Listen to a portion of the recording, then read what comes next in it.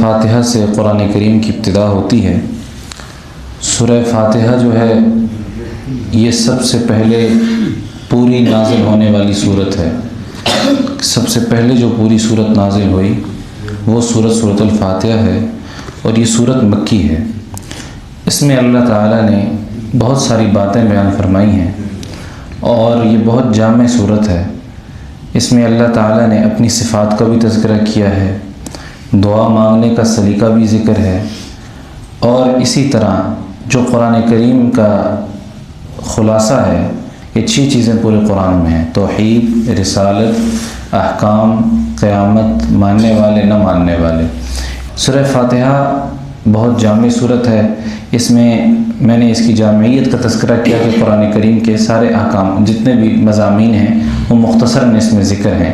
الحمدللہ رب العالمین الرحمن الرحیم مالک یوم الدین، یہ توحید ہے۔ ایاک نعبد و ایاک نستعین، یہ جو ماننے والوں کا تذکرہ ہے، اور اہدنا الصراط المستقیم میں رسالت کا تذکرہ بھی آ گیا، اور ماننے والوں کا بھی تذکرہ آ گیا۔ رسالت کا بھی تذکرہ اور قیامت کا بھی تذکرہ آ جاتا ہے ضمناً۔ صراط الذین انعمت علیہم غیر المغضوب علیہم ولا الضالین، اس میں نہ ماننے والوں کا تذکرہ ہے۔ سورۃ فاتحہ کی فضیلت میں یہ ہے کہ حدیث جبرائیل ایک مشہور حدیث ہے۔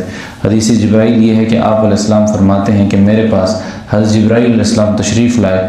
انہوں نے کہا کہ ایک فرشتہ جو کبھی زمین پر نہیں اترا وہ آج زمین پر اترا ہے، اور وہ 2 نوروں کو لے کر اترا ہے۔ وہ 2 نور کیا ہیں؟ وہ سورہ فاتحہ کی یہ آیات ہیں، اور سورہ بقرہ کی آخری آیات ہیں۔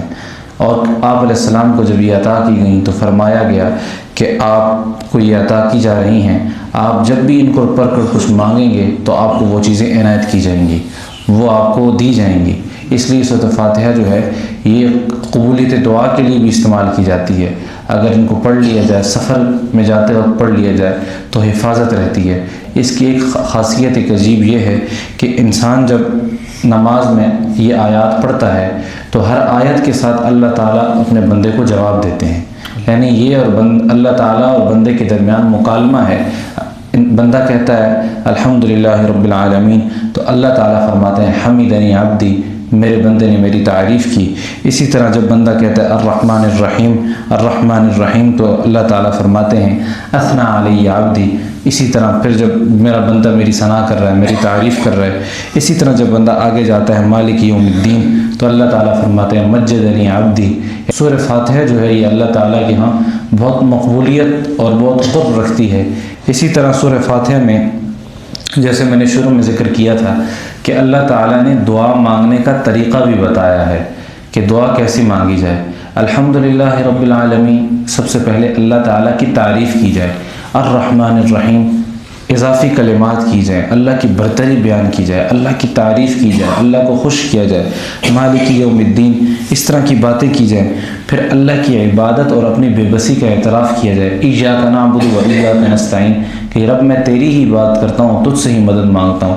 اب اس میں بے بسی کا اعتراف ہے۔ پھر اہدنا الصراط المستقیم، پھر دعا مانگے یا اللہ ہمیں سیدھے راستے کی طرف ہماری رہنمائی کر۔ اب اس میں دعا کا طریقہ اللہ تعالیٰ نے بتلا دیا کہ اللہ تعالیٰ سے دعا مانگنے کا طریقہ یہ ہے کہ انسان پہلے ہی اپنا مدعا اللہ کے سامنے پیش نہ کرے، بلکہ پہلے اللہ کی تعریف کرے، اللہ کی شان میں تعریفی کلمات کہے، پھر اس کے بعد جو ہے اللہ تعالیٰ کے سامنے جھکے، تذلل کرے، عاجزی کا اظہار کرے، اللہ تعالیٰ کے سامنے اپنی بے بسی کا اعتراف کرے، پھر اللہ کو کہے یا اللہ میں آپ کی عبادت کرتا ہوں، پھر اللہ کو اپنے وسیلہ پیش کرے، واسطہ پیش کرے۔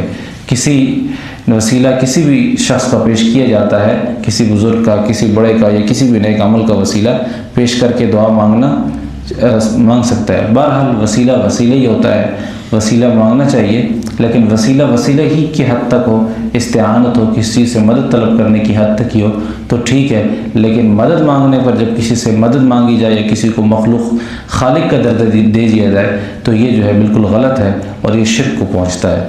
اس لیے دعا مانگنے کا طریقہ بھی ہے کہ اللہ تعالیٰ سے انسان یوں دعا مانگے، اور مختار مطلق سمجھ کر، یعنی صرف اللہ ہی سے مدد مانگنی چاہیے، اللہ کے علاوہ کسی سے مدد نہیں مانگنی چاہیے، کیونکہ اللہ تعالیٰ جو ہیں وہ اس بات کو بہت ناپسند کرتے ہیں کہ انسان کسی اور سے مدد مانگے اللہ کے سوا۔ اور اس صورت کے آخر میں آمین کہنا مسنون ہے۔ نماز میں بھی اس بات کا اہتمام رکھنا چاہیے کہ ہمارے ہاں تو آمین بالسر ہے، امام جب والضالین پر وقف کرتا ہے یا ہم خود کرتے ہیں تو اس کے بعد دل میں ہی آمین کہنے کا اہتمام رکھنا چاہیے، نماز کی سنتوں میں سے۔